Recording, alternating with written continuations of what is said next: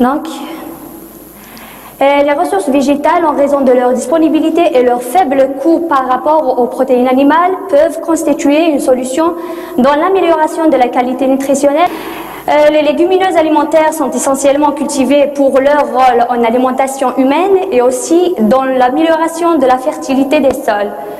Les légumineuses occupent une place importante en diététique et nutrition humaine. En effet, elles représentent une très bonne source de protéines et d'hydrates de carbone et elles sont pauvres en matières grasses. Les principales légumineuses cultivées dans le monde sont l'haricot, pois, fèves, lentilles et on constate que l'haricot est la plus dominante. La qualité nutritionnelle des légumineuses. Donc l'intérêt nutritionnel des légumineuses réside sur ses composés, sa richesse en nutriments, et on constate que les légumineuses sont très riches en protéines et de valeurs varient de 13 au 40%. Et aussi, les légumineuses sont une source plus importante de fibres. Les légumineuses sont très riches en protéines et que le soja renferme une importante teneur. Voilà, ça c'est le profil des acides aminés des protéines de différentes légumineuses.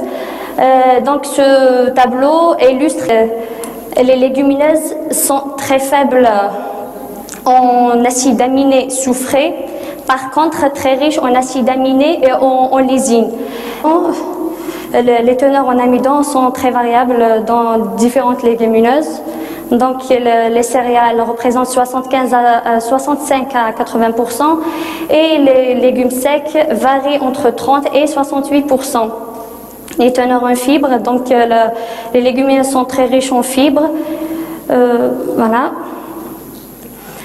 La composition en acides gras, à la différence des oléagineuses, dont les légumes secs sont très faibles en lipides.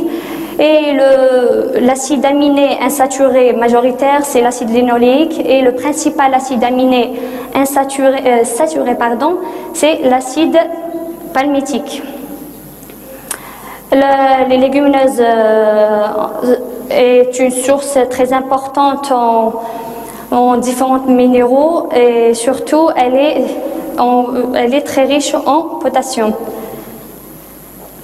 Les facteurs antinutritionnels présents dans les légumineuses sont les inhibiteurs de protéase qui diminuent la digestibilité des protéines, les phytates qui réagissent avec les cations, les tanins qui ont la capacité de se complexer avec les protéines et les facteurs de flatulence qui est représenté par les oligosaccharides, les lectines qui a un effet imaglutinant des Zimassi. Donc les traitements, l'utilisation des légumineuses en alimentation humaine et animale a cependant été freinée par la présence de ces facteurs antinutritionnels dont la teneur peut être réduite par des traitements thermiques ou des traitements physiques.